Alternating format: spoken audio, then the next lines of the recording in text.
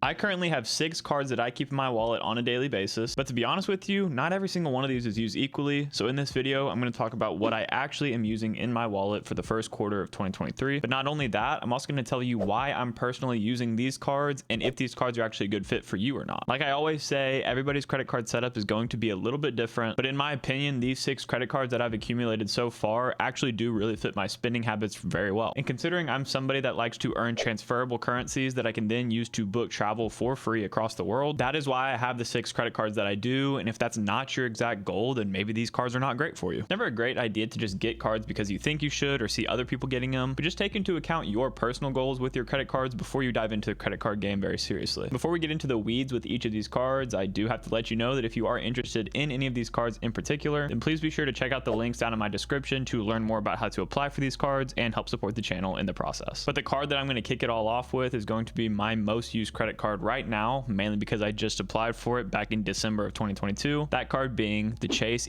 Cash card. Now this card has been like the highlight of my channel for about a month or so now, I feel like, mainly because it's been coming with the highest welcome offer it's ever had on the card, which is 90,000 Chase Ultimate Rewards points after spending $6,000 in the first 3 months of having it. To my surprise, this offer is still around on January 27th of 2023, and like I've said in the past, I do believe that this offer likely will end at the end of January, so be sure to jump on that offer if this is a card that you've been considering applying for. And the same thing goes for the Chase Unlimited, which is the Chase Cash's brother. That card is also coming with the 90,000 point welcome offer still as of right now, but we'll see what happens when the new month rolls around. The main reason that I do have this card in my wallet and why it's getting so much use is because I'm trying to spend towards the welcome bonus on this card. On top of that, this card actually does earn really well in certain categories. It specifically earns 5x back on the first $25,000 worth of spend at office supply stores, internet, cable, and phone services every single year. Plus it gives you 2x back on gas stations and at restaurants, which is another added benefit. And then after that, it's just 1x back on everything else. But for me personally, I'm going to try to use this card as much as I can in those 5x categories. And considering I didn't personally have a card that got me 5x back in any of those categories I just listed, this card is really a no-brainer for me since it also has no annual fee and came with a really high welcome bonus. One thing that stops some people in applying for this card is that it is a business credit card, but please don't let that actually stop you. Despite what you may think, you're probably eligible to get business credit cards if you apply as a sole proprietor with your social security number. The only 2 fields that are different on business card applications rather than personal card applications are that they usually ask you for your expected annual revenue from the business and your expected monthly expenses. Now this business that you are using to apply for this credit card can really be anything. All I would recommend is to be as honest as you can in these fields and don't go crazy with it, but remember that those are expected values, so you can make a little bit of judgment with that. And the other great thing about the Chase Cash is that it does earn Chase's Ultimate Rewards points. What that means is that I can take all of the points that I've earned on this card, including with the welcome bonus, and transfer all of those over to my personal Chase credit cards that I can then use to transfer out to travel partners and get some really high redemption values for my points. More on that later, so stick around. So if you're somebody that's looking for a great no annual fee card that might earn you 5x back in categories none of your other cards have, or you're just looking to accumulate a lot of Chase points, then this card might make sense for you, especially right now. Now, before we get into the next card, as y'all can tell, I take a lot of pride in what I actually keep in my wallet, but I also take a lot of pride in what I keep in my fridge as well. And I know you're probably like, what are you talking about, Spencer? This is a credit card video. Why are you talking about your fridge? But as some of y'all know, if you've watched my What I Spend in a Week video, Magic Mind is one of those products that has become a daily essential in my morning routine. And really the best way I've found to explain it is that it is a productivity shot. Every time I have one of these in the morning, my day is just automatically more productive, I feel like. And these little drinks are kind of a cheat code to putting you into the flow state, so it's really good if you're trying to get a lot of work done in any given day. If you're curious to try this out for yourself to see if this puts you in the flow state like it does for me, then check out the link down in my description and use the code Spencer20 at checkout to get 20% off your first order. I don't only like to optimize my credit card life, but I also like to optimize my personal life, and that's why I highly recommend Magic Mind since it is a product that I would use every day. But now back to my wallet. As for the second most used card in my entire credit card setup, that would of course be the Amex Gold card. Now this credit card is an all-time classic, especially in this classic gold color. For those of y'all that don't know by now, this credit card is basically everybody's dedicated food card, and thus it becomes everybody's workhorse credit card. If I'm not spending towards a welcome bonus, then I use this card basically every day, if not every other day. That's because it earns me 4x back on US supermarkets as well as on dining purchases. Plus it comes with 2 main credits that help offset the pretty high annual fee on this card of $250. But those 2 credits are firstly a $120 credit to Uber Cash, which which can be used for Uber rides or for Uber Eats, and then a $120 dining credit that can be used at select dining locations as well as with Grubhub. So keeping in theme with this being my food card, I use it for all of my dining purchases, my grocery store purchases, and I use it for Uber Eats and Grubhub at least once a month. Also, if you set those food delivery apps to pick up only, then you can save on those delivery fees and actually make those credits worth it for you. Because if not, a normal meal that costs like $10 with the delivery fees and the tip you add on could easily come out to like $18 or $20. And if that's the case, then it doesn't save you any money. But if you use those credits for pickup orders, then you can actually save yourself $240 a year, bringing the effective annual fee on this card down to just $10. Now, I will say that this card is definitely not for everybody. For one, if you don't use all of the credits that come on this card naturally, then it obviously won't make sense for you because you'll be losing $250 a year just by getting it. Secondly, it's not going to be worth it for you if you are somebody that does not like to use your points for travel, and that's because Amex's membership rewards points are best used when transferred out to travel partners, which this card does allow you to do. But if you did want to redeem your points for cashback and did not have the Charles Schwab version of the Amex Platinum card, you can only get 0.6 cents per point when redeeming for cashback, and my table minimum for cashback redemptions is 1 cent per point at the least. So that's obviously like close to half the value you should be getting, which is not good. But if you're in the opposite camp of those two I just mentioned, and you do want to use your points for travel and you'll use those credits naturally, then this card is a no-brainer for at least a food card in your setup. And I didn't even mention that this card does give you 3x back with airlines, even if you book those flights directly with the airline, which a lot of other cards won't get you. So as of right now, these two credit cards, the Chase Ink Cash and the Amex Gold, are the two most used credit cards in my wallet, but I still have 4 more that I actually keep in my wallet and use pretty frequently. My third most used credit card is going to be the Citi Custom Cash. Now, there's not really anything bad to say about the Custom Cash, to be honest. This card gives you 5x back on up to $500 worth of spend every single month on this card. And while that is only in select categories, that list of categories is really broad. And personally, I get 5x back in gas every single month on this card. And the way that I guarantee that is because I only use this card as my gas credit card. I don't put any other purchases on it because I won't get 5x back in those purchases. I'll only get 1x back. So to be honest with you, I'm probably actually going to start leaving this card just in my car at this point because that's the only time I really ever use it. And come to think of it, I actually do have one gripe with this card, but that isn't actually with the Custom Cash itself. That's just with Citi. And that gripe is that since this is a MasterCard, I assume that this card would give you cell phone protection because that's what MasterCard gives you as one of their benefits. But lo and behold, Citi is one of the lenders that will actually deny some of the payment processor benefits that come with their cards. So technically my phone is actually uninsured right now, which is probably not a good thing, but you know, I'm assuming at some point I'll get a credit card that covers me for that, so I'm not too worried. But I'm gonna knock on wood for that because that could be bad.